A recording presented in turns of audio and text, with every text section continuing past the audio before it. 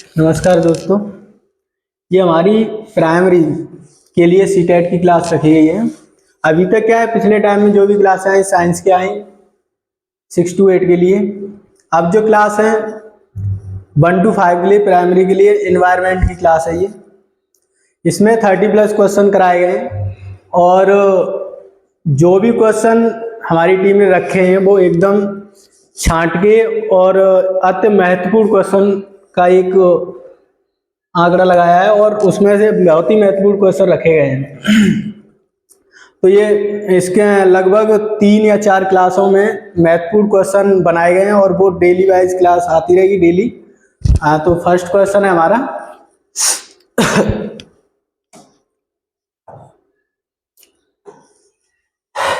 राधा अपने घर से 2.5 किलोमीटर उत्तर की ओर जाती है तथा बाएं मुड़कर वह 5 किलोमीटर जाती है। उसके बाद फिर वह बाएं मुड़ती है और 2.5 किलोमीटर जाती है। वह अपने घर से कितनी दूरी पर और किस दिशा में है? तो ये क्वेश्चन है।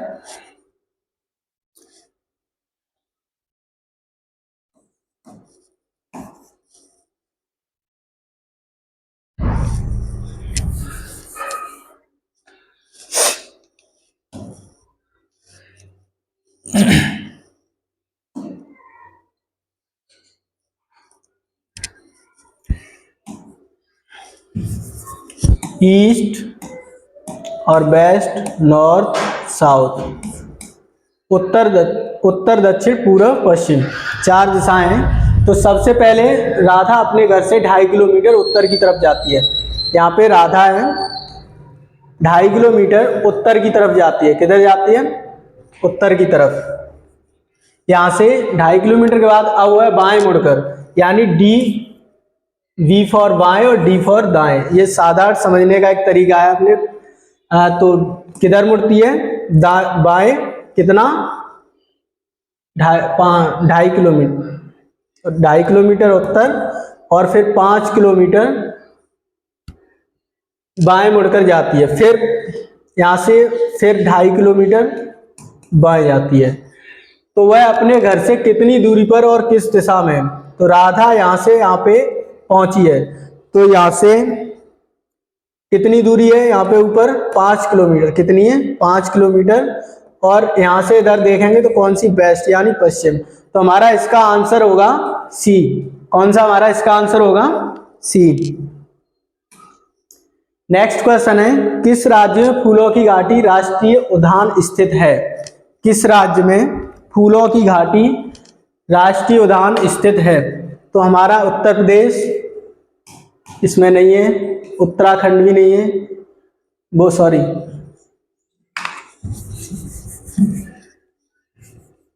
केरल भी नहीं है और कर्नाटक भी नहीं। हमारा उत्तर होगा उत्तराखंड। उत्तराखंड को ही फूलों की घाटी कहा गया है और फूलों की घाटी राष्ट्रीय उद्यान उत्तराखंड में ही है और फूलों का कटोरा भी उत्तराखंड को ही कहा जाता है। अब हमारा है, मैं पतला सा, एक ये कॉन्सेप्ट दिया गया है, मैं पतला सा, कुछ लाइन है। मैं पतला सा पर छोटा सा हूँ, भूरा भी हूँ और काला भी हूँ। गरम घी और तेल में मैं खुशबू फैलाता हूँ, दही और जलजीरे में भून कर डाला जाता हूँ। सोचो सोचो मैं कौन हूँ? उपयुक्त पहेली में उल्लिखित मसाले का पहचानिए। हल्दी तो नहीं हो सकती, दालचीनी ये भी नहीं है और लौंग भी नहीं है। यहाँ पे हमारा आंसर होगा जीरा। उसको ही देखिए, पतला सा, छोटा सा, भूरा, काला, दोनों प्रकार का, गरम, तेल में भूनना और खुशबू देना, कौन होता है इसमें? हमारा आंसर जीरा होगा। नेक्स्ट क्वेश्चन देखते हैं।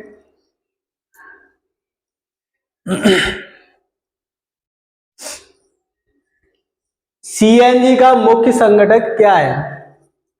सीएनजी का आंसर देखेंगे हम, सीएनजी का मुख्य संघटक क्या है? तो आंसर है इसमें हमारा एथेन नहीं होगा, प्रोपेन भी नहीं होगा, ब्यूटेन भी नहीं होगा। आंसर हमारा 64 का है, डी। नेक्स्ट क्वेश्चन देखते हैं।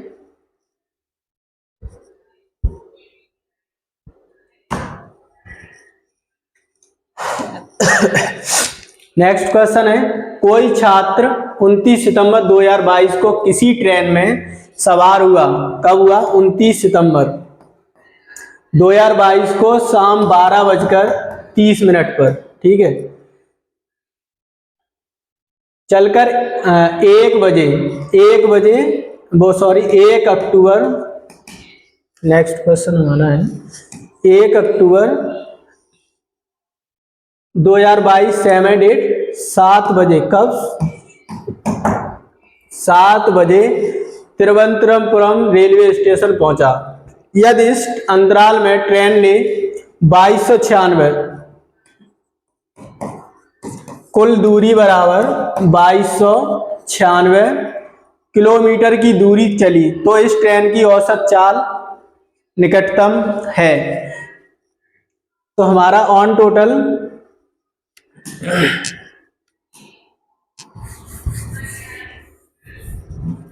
देखिए 29 सितंबर 12:30 से 30 सितंबर 12:30, कितना घंटा हुआ 24। उसके बाद यहाँ पे हम देखेंगे 30 सितंबर के बाद 12:30 बजे के बाद 1 अक्टूबर के लिए हमारा टाइम होगा 12:30 + 7 12 7 19 और आज 19:30। तो ये हमारा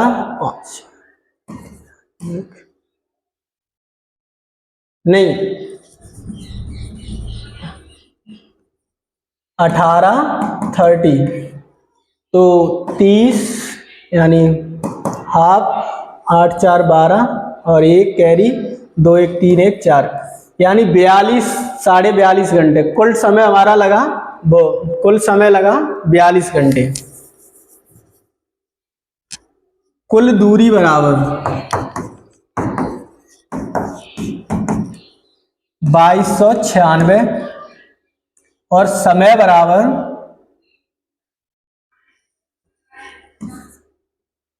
42:30। अब इसमें से हम पॉइंट हटाएंगे, 00 ऊपर, 10 10। अब हमारा बचा यहाँ पे 4 पंजे। अब देखिए जल्दी करने के लिए हम क्या करेंगे, हमें ऑप्शन भी है तो ऑप्शन के हिसाब से भी जा सकते हैं, परंतु हम यहाँ पे क्या करेंगे 4 पंजे 20, यानी 423 इंटू 5 करते हैं। तो 423 इंटू 5, 15 1 10 1 11 और 4 पंजे 20 और 1 21।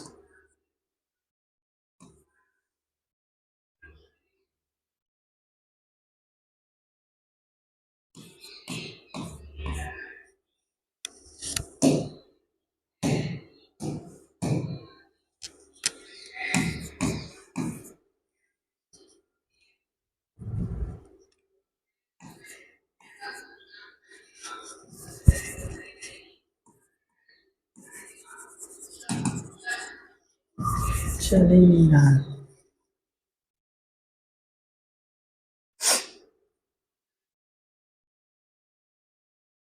423 इंटू 5, 5 1 5 5 10 1 11 5 20 1 21, यानी 2115। कितना हुआ 2115। अब हम जब भाग देंगे तो प्रथम 4 संख्याओं से इसे हम घटा लेंगे। प्रथम 4 संख्याएं, इनमें से हम इसको घटाएंगे। 6 में से 1 और 9 में से 1 गया तो 8, और जब 2 में से 1 जाएगा तो 181 और कैरी ये 0 लेंगे तो फिर हमारा 4 चौक 16, 5 आ गया हमारा यहाँ पे, यानी 4 पंजे 20 और फिर 4 चौक 16, यानी कितना आया हमारा यहाँ पे ये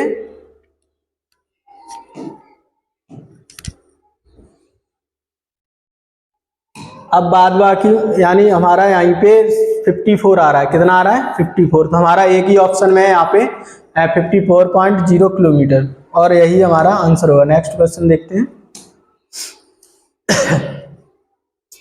आपका घर X और Y विद्यालय, X और आपका विद्यालय Y पर स्थित है। X है कि ये, और इसका विद्यालय ये Y है। और x और y के बीच कोई सीधी सड़क नहीं है, यानी यहां से जाने के लिए यह विद्यालय है हमारा।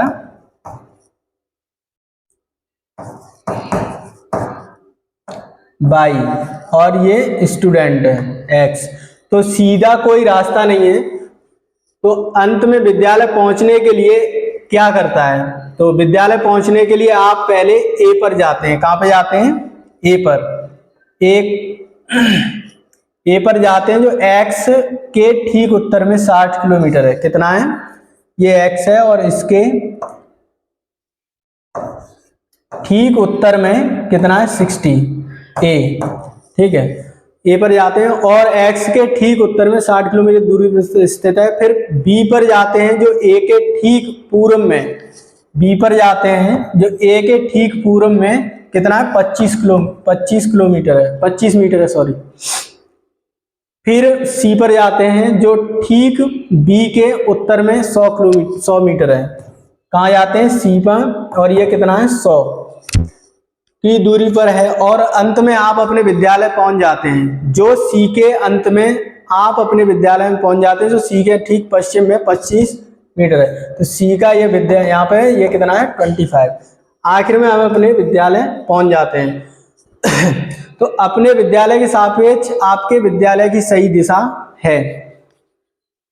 तो विद्यालय की सही दिशा तो यहां से उत्तर ही है। तो 66 का नहीं, विद्यालय के सापेक्ष अगर आपकी दिशा पूछी है तो आपकी ठीक दक्षिण होगी। आंसर हमारा बी होगा। नेक्स्ट क्वेश्चन है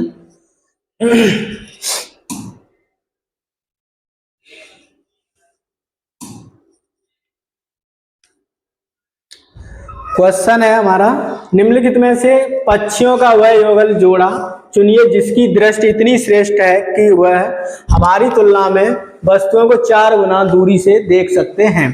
कहने का मतलब यह है कि हम मनुष्यों से ज्यादा 4 गुना देखने की क्षमता किस पक्षी में हो सकती है, उनका हमें युगल देखना है। कौवा या उल्लू, या फिर चील या गिद्ध। ऑप्शन और हुए कलचिड़ी या गरुड़ है, या फिर बसंत गौरी या कौवा। तो हम सब अच्छी तरह से जानते हैं, कई बार पढ़ा भी होगा, चील और गिद्ध की इतनी निगाह तेज होती है कि व्यक्ति यानी मनुष्य क्या और भी कई जिनकी ज्यादातर देखने में इतनी क्षमता होती है, उनसे भी अत्यधिक क्षमता सबसे ज्यादा चील और गिद्ध की रहती है। अब नेक्स्ट क्वेश्चन देखते हैं हम। और देखने का मतलब यह है कि जिनकी आंखें स्पष्ट सामने की तरीका एक ही चीज पर फोकस करती हैं, दोनों की आमने सामने, उनकी ऑटोमेटिकली ही तेज या तीव्र निगाह रहती है। तो निम्नलिखित में से अगला क्वेश्चन है हमारा, निम्नलिखित में से मच्छरों द्वारा फैलाए जाने वाले रोगों के युगल का नाम बताइए। तो 2 युगल हैं इसमें, मलेरिया और डेंगू। और अगला है हैजा और चिकनगुनिया। उसके बाद है हमारा हैजा और मलेरिया, फिर है हैजा, चिकनगुनिया और म्यादी बुखार। ये ऑप्शन दिए गए हैं इसमें। तो हमें किसके द्वारा देखना है? मच्छरों द्वारा फैलाए जाने वाले, स्पष्ट लिखा है 2 रोगों के नाम बताइए या 2 रोगों का युगल चुनिए। तो ये मलेरिया और डेंगू ऐसे हैं जो मच्छरों द्वारा फैलाए जाते हैं। पानी में या अन्य में घर में देखे होंगे तो ज्यादातर जो रोग हैं मच्छरों द्वारा वो मलेरिया और डेंगू हैं। नेक्स्ट क्वेश्चन देखते हैं।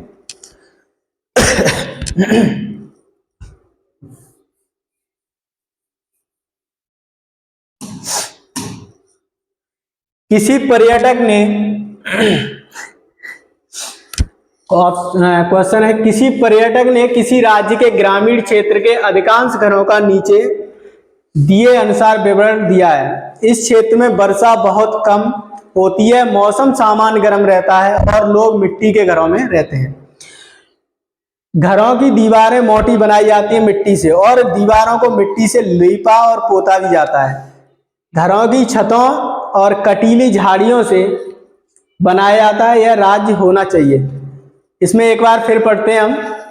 कम, अत्यधिक, बहुत कम वर्षा होती है, यानी नॉर्मल वर्षा से भी कम वर्षा होती है। मौसम सामान्यतः गर्म ही रहता है वहां का, ये नहीं कि ठंडा रहे या फिर और भी मौसम चेंज, सामान्यतः गर्म ही मौसम रहता है। मिट्टी के घर होते हैं वहां पे और घरों की दीवारें मिट्टी से बनाई जाती हैं, मोटी दीवारें, जिसके अंदर बाहर की ऊष्मा अंदर न जा सके या दीवारें अगर पतली रहेंगी तो बाहर की गर्माहट अंदर पहुंच जाएगी, इसलिए मिट्टी की दीवारें बनाई जाती हैं। तो ये कौन सा राज्य हो सकता है?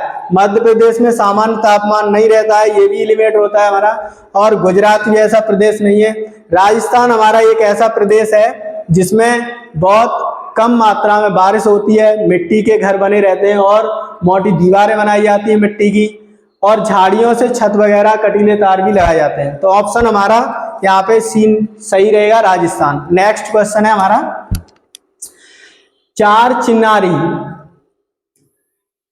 एक बहुत प्रसिद्ध पर्यटक स्थल है जहां मेला वगैरह लगता है, जहां पे बहुत दूर दूर से व्यक्ति आते हैं घूमने के लिए। यह चारों तरफ से पर्वतों से घिरा है तथा जिस शहर में स्थित है उसका नाम बताइए।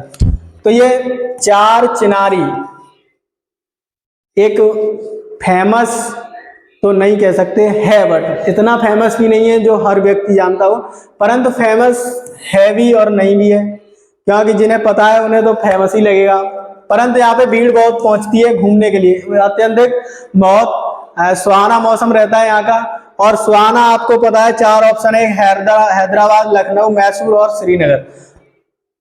तो इसमें हमारा ऑप्शन चारों में से देखते हैं, हमारा ऑप्शन श्रीनगर रहेगा।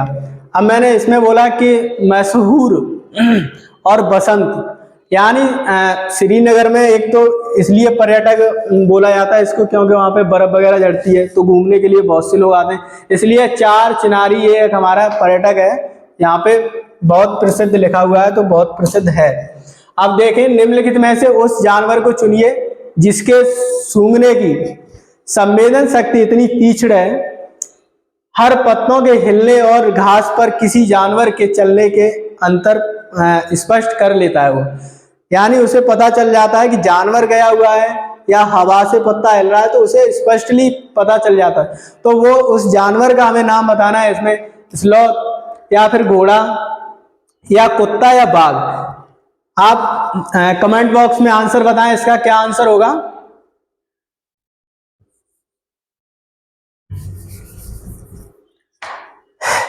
देखो, घोड़े में सूंघने की शक्ति नहीं होती है, ना ही स्लॉथ में, और कुत्ते में सूंघने की शक्ति रहती है, बट उसे ये पता नहीं चलता है कि ये जानवर निकल के गया है या फिर हवा से पत्ता हिल रहा है।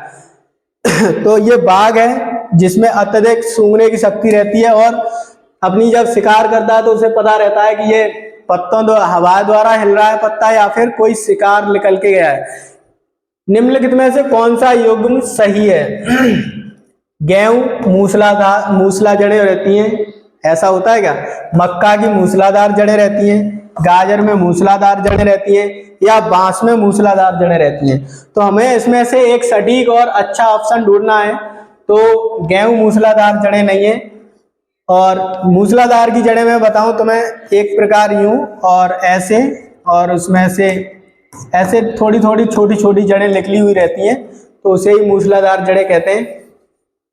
तो ये हमारा ऑप्शन गाजर है और इसमें मूसलाधार जड़ें रहती हैं। नेक्स्ट ऑप्शन है, क्वेश्चन है हमारा, रेगिस्तानी ओक नामक वृक्ष के विषय में नीचे दिए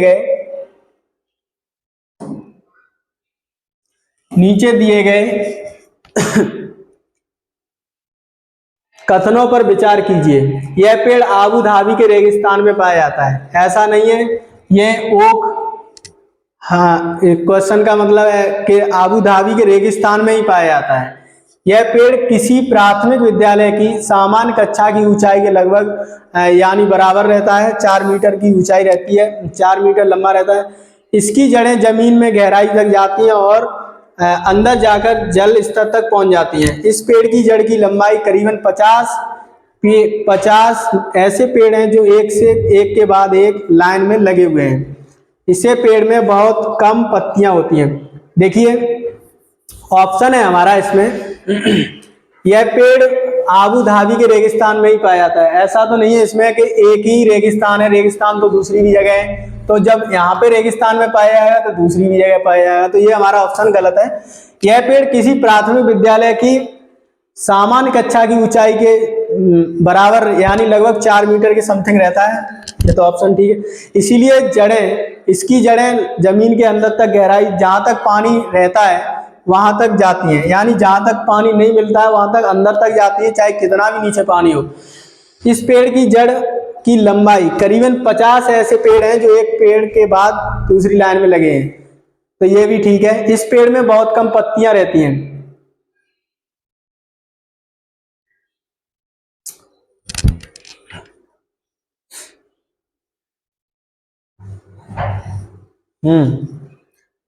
आंसर हमारा इसमें बी, सी और डी, 3 ऑप्शन होंगे, बी, सी, डी। इसमें दिया हुआ नहीं है। नेक्स्ट क्वेश्चन देखते हैं। निम्नलिखित में से किस राज्य संघ शासित क्षेत्र के लोग सरसों के तेल से बनी पकी मछली खाना पसंद करते हैं? सरसों के तेल से कौन से राज्य में मछली पकाई जाती है वो हमें यहाँ पे बताना है। तो पांडिचेरी में तो नहीं है, लक्षद्वीप में नारियल के तेल से, और गोवा में भी नारियल के तेल से, वो कोकोनट तेल से बनाते हैं। और कश्मीर एक ऐसा राज्य है जहाँ पे सरसों के तेल से बनी पकी मछली खाई जाती है। अब क्वेश्चन नंबर अगला देखते हैं हम। अब उपाख्यान मूलक अभिलेख प्रयुक्त होते हैं, ये पैडोलॉजी का क्वेश्चन है। तो बच्चों की ये कथन है, बच्चों की रुचियों और संबंधों के क्षेत्र में पहचान करने में, बच्चों के विषय में निर्णय लेने में, या फिर समस्याओं की स्थिति में बच्चों को समाधान प्रदान करने में, बच्चों की क्षमताओं और कमजोरियों को जानने में। उपाख्यान मूलक अभिलेख प्रयुक्त करते हैं। तो उपाख्यान मूलक का मतलब होता है कि हम किसी बच्चे के बारे में जानकारी लेना, उसे कितनी जानकारी है या कितना पढ़ने में है, मतलब उसे जानकारी रखता है, या बच्चा किस चीज में रुचि रखता है, खेल में रुचि रखता है, पढ़ने में रखता है, पढ़ने में तो किस विषय में रखता है। तो हमें बच्चे की रुचियों से संबंधित क्षेत्र में पहचान करना और बच्चे के विषय में निर्णय लेना, इसे उपाख्यान मूलक अभिलेख कहते हैं। नेक्स्ट है क्वेश्चन हमारा, मसालों का पाठ पढ़ाने से पूर्व आस्था ने अपने कक्षा 4 के विद्यार्थियों से 2 छोटे प्रश्न पूछे। इसके द्वारा आस्था जानना चाहती है किसी बच्चे को प्रश्न पूछना और उसका आकलन करना, उसे हम क्या कहते हैं?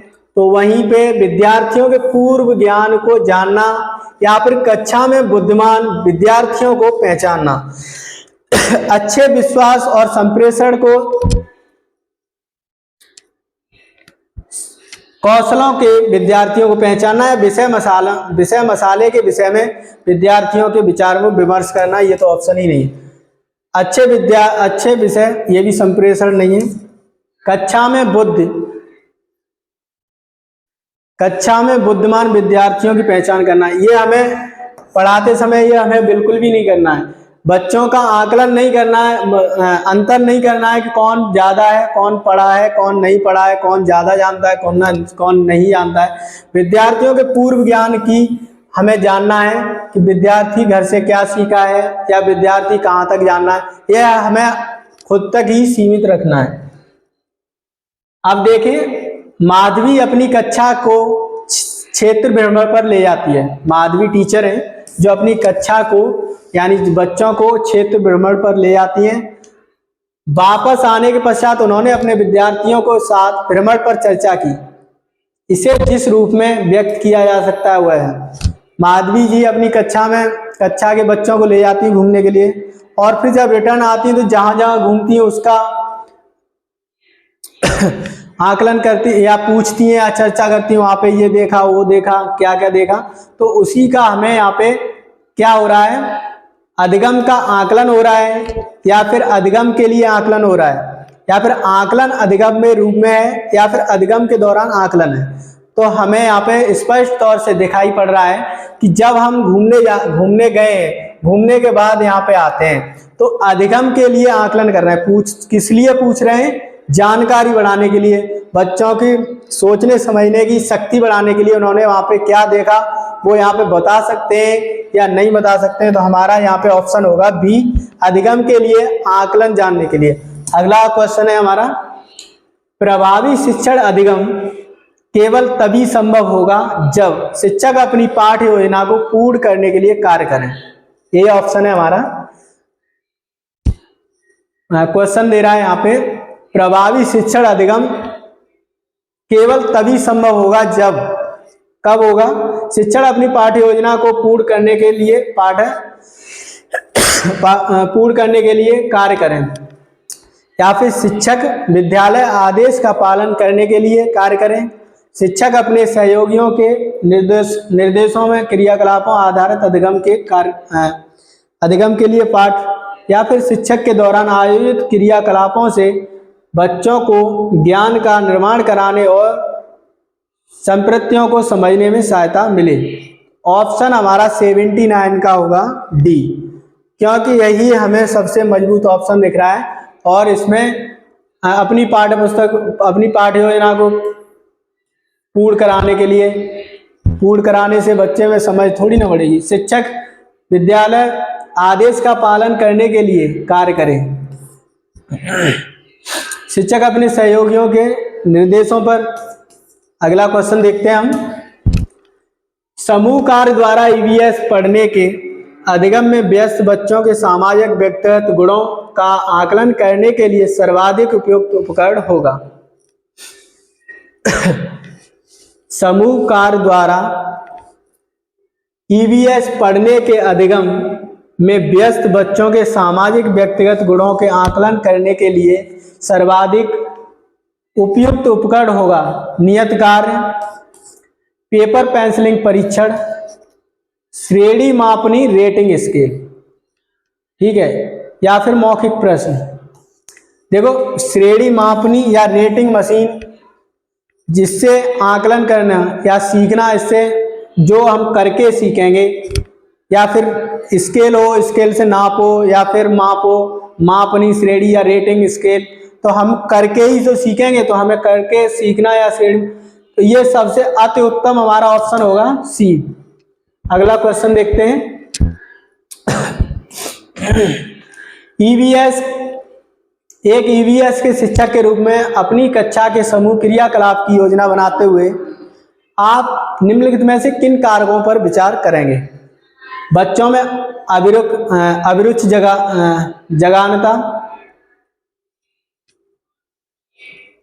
जगाना होगा यहाँ पे। प्रकृति में समावेशी या मूल प्रभावी केवल बाहर संचित की जा सकती है, या सही विकल्प का चयन कीजिए। केवल हमें यहाँ पे सबसे पहले तो हमें ये केवल देखना चाहिए। क्या देखना चाहिए? केवल। अगर कहीं पे भी सीटेट में केवल दिखे तुम्हें पेडोलॉजी के अंदर, तो हमें सबसे पहले उसी को काटना है, ठीक है। केवल यहाँ पे दे दिया गया है तो हमारा ये ऑप्शन कट जाएगा। प्रकृति में समावेशी होना चाहिए, बच्चों में अभिरुचि जगानी चाहिए, मूल्य प्रभावी होना चाहिए। तो हमें ए बी सी ऑप्शन हमारा ए सही है।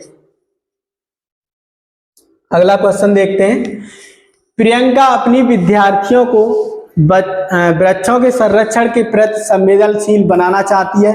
वंचित उद्देश्य को प्राप्त करने के लिए निम्नलिखित में से किसका न्यूनतम प्रभाव होगा? यानी 4 ऑप्शन दिए हुए हैं, चारों में से हमें सबसे कम प्रभावशाली विकल्प का चयन करना है और उसी को देखना है। विद्यार्थियों को एक वृक्ष रोपने और उसकी देखभाल करने के लिए कहा जाए।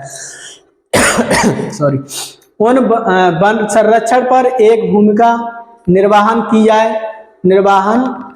आयोजित करना, या चिपको आंदोलन की कहानी सुनना और प्रश्न पूछना, या फिर लकड़ी के लट्ठों के भंडारण को दिखाने पर एक मील की सैर कराना।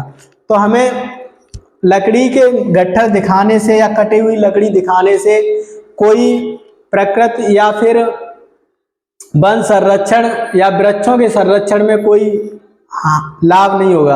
हमें लाभ वहां से होगा चिपको आंदोलन के बारे में कहानी सुनाना, जिससे बच्चों को पता चले कि पेड़ कैसे लगा, पेड़ों को कैसे बचाया गया, पेड़ों के लिए आंदोलन तक किए गए पेड़ों को बचाने के लिए। फिर है वन संरक्षण भूमिका निर्वहन करना, एक वनों से संबंधित कोई नाटक या फिर उस तरीके का कोई हमें बच्चों को दिखाना चाहिए, उनके निर्वहन उनसे करवाना चाहिए हमें। विद्यार्थियों को एक वृक्ष रोपने और उसकी देखभाल करना, विद्यार्थियों को पता चलना चाहिए कि पेड़ कैसे लगता है, कैसे बनता है, तो उसके बारे में पता होना चाहिए। तो हमें वृक्ष भी लगवाना चाहिए, उनसे भूमिका निर्वहन करना चाहिए और चिपको आंदोलनों के बारे में भी बताना चाहिए। नेक्स्ट ऑप्शन है, क्वेश्चन है ईवीएस के शिक्षण अधिगम के छात्र केंद्रित उपागमों के निम्नलिखित में से पहचान कीजिए। तो निरंकुश शैली, या फिर हमारा इसमें अनुज्ञात्मक शैली, या फिर समकलित उपागम, या प्रक्रिया उपागम। तो हमें यहाँ पे निरंकुश शैली तो नहीं है और अनुज्ञात्मक भी नहीं है। समाकलित उपागम और क्रियागम प्रक्रिया अभिमुख उपागम। आंसर हमारा सी और डी, सी और डी, यानी 83 का सी। अगला क्वेश्चन है हमारे व्यवहार परक तंत्र का मूल एक भाग है। भावनात्मक, संज्ञात्मक या मनोगतिक, या भावनात्मक और संज्ञानात्मक। तो हमारा इसमें भावनात्मक ही ऑप्शन ठीक होगा। व्यवहार परक तंत्र का एक मूल भाग भावनात्मक है।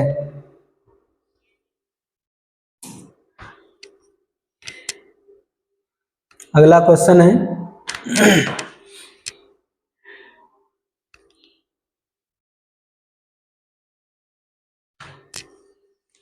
नीचे दिए गए शब्दों में कम से कम ऐसे 3 शब्द विकल्पों का चयन कीजिए जो पर्यावरण की व्याख्या करते हैं।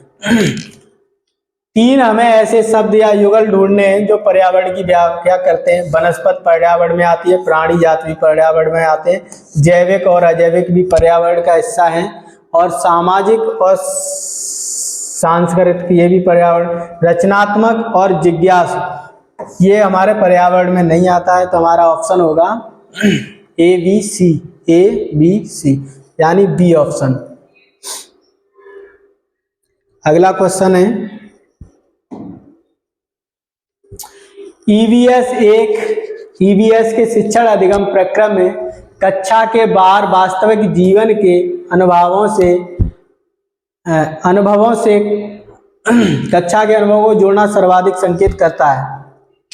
पाठ्यचर्या के क्षेत्र के बाहर जाना, विशिष्ट स्तरों से बाहर जाना, पाठ्य पुस्तकों से बाहर जाना, या विद्यार्थियों के स्तर से बाहर जाना। आंसर हमारा इसमें पाठ्य पुस्तकों से बाहर जाना होगा। अगर हम शिक्षण अधिगम प्रक्रम में कक्षा के बाहर वास्तविक जीवन के अनुभवों के बारे में जानेंगे तो या उनसे जोड़ना तभी संभव होगा या पाठ्य पुस्तकों से हम बाहर जाएंगे या बाहर ले जाएंगे। 88 क्वेश्चन है कक्षा 5 की ईवीएस पाठ्य पुस्तक के पाठों में सर्वे करना या सर्वे करो और लिखो सम्मिलित किया गया है। इसका उद्देश्य है विद्यार्थियों को खोजने एवं सीखने में अवसर देना, विद्यार्थियों को अनुभव देना, विद्यार्थियों के प्रयोग कौशलों का बेहतर बनाना, विद्यार्थियों के सामान्य जागरूकता को बेहतर करना।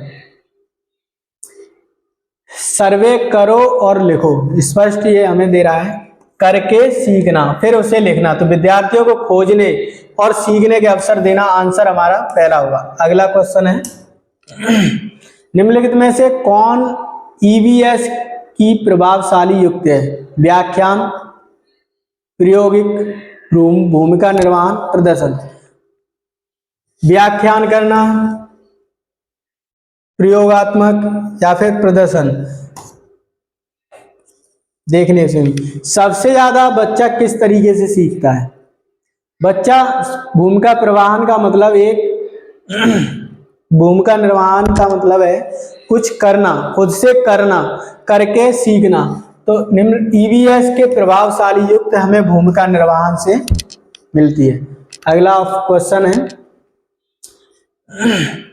नए विषय सीखने हेतु ईवीएस के शिक्षण अधिगम के जिस उपागम में विभिन्न कौशलों को उपयोग होता है वह है।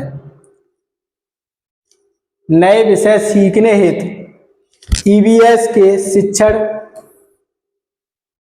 अधिगम के उपागम में विभिन्न कौशलों का उपयोग होता है। तो सप्रतयी उपागम या फिर प्रक्रिया उपागम या फिर समाकलित उपागम या क्रियाकलाप उपागम। आंसर हमारा इसमें, अगर यहाँ पे सीखने हेतु ईवीएस के शिक्षण अधिगम के जिस उपागम में विभिन्न कौशलों का उपयोग होता है, तो उपयोग ओनली प्रक्रिया प्रक्रम या प्रक्रिया उपागम द्वारा होता है। तो आंसर हमारा बी होगा। अभी इसमें 30 क्वेश्चन के समथिंग थे। नेक्स्ट वीडियो आएगी जल्दी कल, तो उसमें 30+ क्वेश्चन रहेंगे। और ज़्यादा से ज़्यादा चैनल को सब्सक्राइब और लाइक और शेयर करें वीडियो को, जो अन्य बच्चों तक पहुंच सकें। जो भी क्वेश्चन है हमारी टीम द्वारा एक से एक बढ़ के और बेहतरीन क्वेश्चन लाए गए हैं। तो अभी के लिए बहुत बहुत धन्यवाद। मिलते हैं नेक्स्ट वीडियो में। Thank you.